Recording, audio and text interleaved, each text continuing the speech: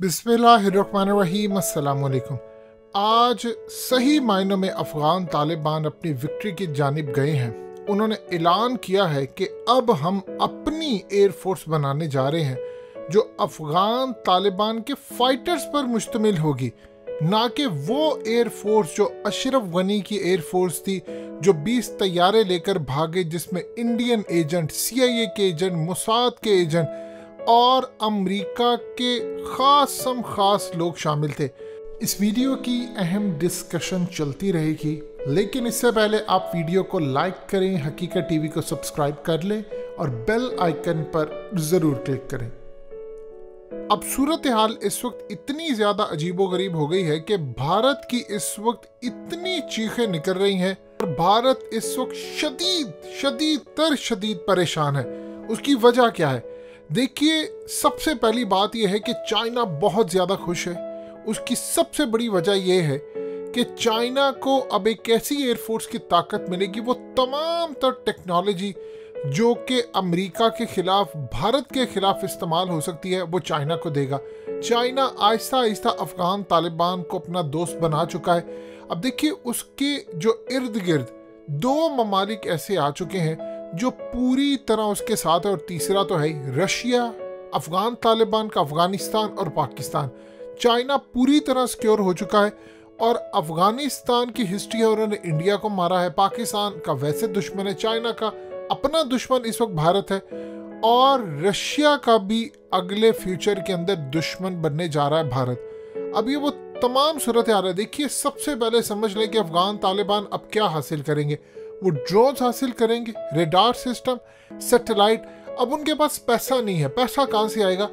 पैसा सिर्फ और सिर्फ इस चीज़ का मोहताज था कि TTP के मामला क्लियर करते चाइना अब यहाँ से CPEC एक्सटेंशन गुजारता, और अफगानिस्तान की ज़ेर ज़मीन जो खुदाई हो रही है उसमें इतनी चीज़ें अब निकल रही हैं, क्योंकि उनको आसार मिल चुके हैं। बहुत सारी खास तौर पर मिनरल्स मिले हैं वहाँ पर, रेयर अर्थ मिनरल्स जो कि फ्यूचर की टेक्नोलॉजी के लिए यूज़ होंगे। अब ऐसे से खुदाई करके पूरी तरह वहां पर जाकर उन पैसों से वो अपनी डिफेंस फोर्स बनाने जा रहे हैं। और 1 लाख बहुत ज्यादा होती है अफगानिस्तान की 4 करोड़ आबादी के लिए। अब वो क्यों अशरफ गनी इन सब पे भरोसा नहीं करे? देखिए, मिसाल के तौर पर अफगानिस्तान के अंदर अफगान तालिबान के अहम तरीन रहनुमा हो, चाहे वो उनके इंटीरियर मिनिस्टर सिराजुद्दीन हक्कानी हो, या उनके लीडर हो, या मुल्ला अब्दुल गनी बरादर हो, या कोई भी हो, वो जा रहे हो और आगे उनका जो पायलट है जो अशरफ गनी दौर का है, वो पूरे का पूरा एजेंट हो, बदला लेना चाहता हो, तो इस सूरत हाल के अंदर वो कहीं जहाज मार दे, या कोई ऐसी सूरत हाल हो जाए कि जंग हो जाए और ये लोग इंतज़ार करने बैठे हों कि किसी तरह जंग हो, जब भी लड़ाई का मौका आएगा तो हम तालिबान के खिलाफ लड़ेंगे। देखिए, ग्राउंड फोर्सेस उनकी स्ट्रांग है, इंटेलिजेंस इदारों ने सब कुछ टेक ओवर किया है, और ये वो एयरफोर्स है जो इस काबिल भी नहीं थी कि तालिबान को शिकस्त दे सकती। तो सोचिए वो नुकसान कितना पहुंचा सकता है। इसराइल को भी इस चीज़ की तकलीफ है। इसराइल को तकलीफ ये है कि अफगान तालिबान की एयरफोर्स जब पूरी तरह स्ट्रांग हो जाएगी तो उसके बाद उनका निशाना होगा फ़लस्तीन को आज़ाद करवाना, क्योंकि अभी तक अगर वो इसराइल नहीं पहुंच सके तो उसकी एक वजह उनकी एयरफोर्स। जब वो पूरी तरह स्ट्रांग हो जाएंगे, जब हर तरह की टेक्नोलॉजी वो सीख लेंगे, चाइना उनकी मदद करेगा, तो वो फ़लस्तीन के मामले के ऊपर इसराइल को तो नहीं छोड़ेंगे। ये तो सूरत हाल नहीं पैदा होने वाली। तो इस मामले के ऊपर इंडिया और इसराइल इस वक्त परेशान है बहुत ज़्यादा। उनको समझ नहीं आ रही कि हमने करना क्या है। अब मिसाल के तौर पर अफगानिस्तान की क्रिकेट टीम, अब पूरी दुनिया को पता है कि भारत के साथ उनका मैच फिक्स था, और ऐसी फिक्सिंग जो तारीख में जिसके मिसाल नहीं मिलती, इतना बदतरीन गंदा इन्होंने मैच फिक्स किया, पूरी दुनिया को पता है। अब यही अफगानिस्तान की टीम, उन्होंने तालिबान के खिलाफ एक वर्ड नहीं बोला, लेकिन वो तालिबान को एक्सेप्ट नहीं करते। ये चीज़ इन में रखिएगा। उस दिन तालिबान के रहनुमा मैच देखने के लिए आए थे, लेकिन उन्होंने पूरा मैच फिक्स करके इंडिया को जिताया। अब यही सूरत हाल इन सब के सामने है।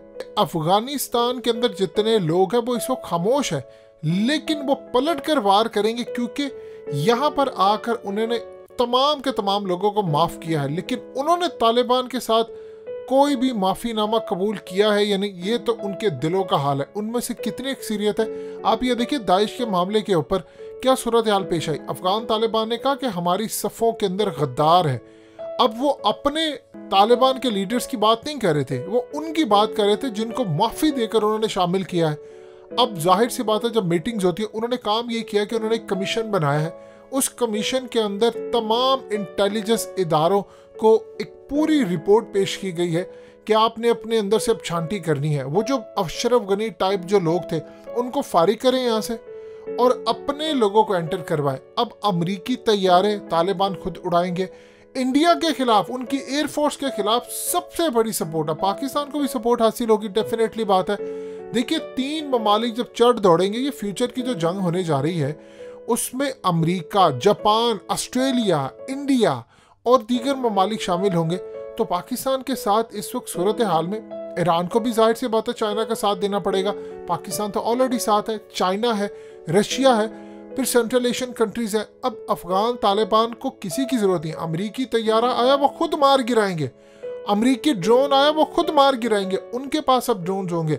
अब लड़ाई बिल्कुल इतनी होगी, ताकत की लड़ाई होगी। और आप जानते हैं कि अमरीका जैसी जो एयरफोर्स हो, उनके इंटेलिजेंस इदारे हो या उनकी ग्राउंड फोर्सेस हो, 50 ममालिक समेत अफगान तालिबान ने उनको शिकस्त दी है।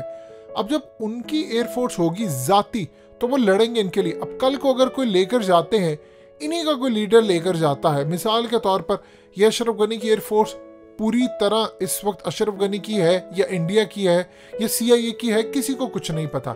कल को वो इनके कोई भी की लीडर उनके ऊपर, उनको कहते हैं आपने ड्रोन्स उड़ाने हैं या आपने तैयारे उड़ाने हैं, वो खुद ही हमला कर देते हैं। तो बताइए उनके दिलों के अंदर जो बुग़्ज़ और नफरत है उसका वो क्या करेंगे। इसीलिए अब उनकी जो एयरफोर्स है वो पूरी तरह डोमिनेट करने के लिए तैयार है। इंडिया को इस चीज़ की तकलीफ है कि अमेरिका ने प्लान ये किया था कि कश्मीर में अड्डे बनाकर जो उसने आना है, वहाँ से वो गिलगित बल्तिस्तान, और वो प्लान कर रहे हैं कि अफगानिस्तान पर स्ट्राइक करने के लिए। ये उनके फ्यूचर प्लान्स है। लेकिन इस सूरत हाल के अंदर उनको पाकिस्तान की सरजमीन से जाना होगा। पाकिस्तान तो इसकी इजाज़त नहीं देगा और तालिबान खुद अब स्ट्रांग हो रहे हैं। देखिए, चाइना ने उनको इस लेवल पर ला खड़ा किया है। वो चाहते हैं कि इनकी एयरफोर्स इतनी स्ट्रांग हो कि मेरे बगल में कोई ऐसी ताकत हो जो पूरी तरह अमेरिका के आगे डट जाए। देखिए, पाकिस्तान जितना मर्जी कर ले, हम अमेरिका के आगे उस लेवल पर आज भी नहीं खड़े हो सकते जो तालिबान खड़े हो सकते हैं। ये सारी दुनिया को पता है। आज भी अमेरिका की जानिब से कोई कॉल आती है, इमरान खान ने आकर सूरत हाल काफ़ी बेहतर की, लेकिन चीज़ें अभी भी उस लेवल की नहीं है। चाहे इमरान खान अमेरिका को किसी तरह का भाव ना डालते हो, लेकिन सब कुछ तो इमरान खान के हाथ में नहीं होता। आपके वजीर हैं, आपके मशीर हैं, आपकी मैशियत है, IMF काम कर रहा है और बहुत सारी चीज़ें होती है, फैक्टर्स बहुत ज़्यादा इन्वॉल्व है। तो इस सूरत हाल के अंदर चाइना को चाहिए एक ऐसी एयरफोर्स, एक ऐसी ताकत, एक ऐसा मुल्क जो अमेरिका के परखचे उड़ा दे।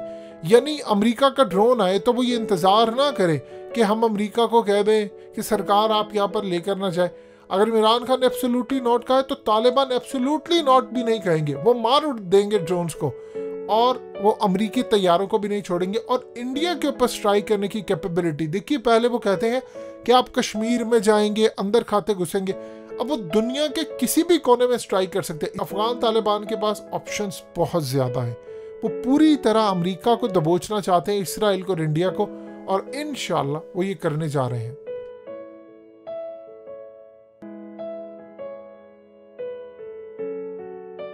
हकीकत टीवी को सब्सक्राइब करना मत भूलें, वीडियो को लाइक करें, शेयर करें और कमेंट सेक्शन में अपनी राय का इजहार ज़रूर करें।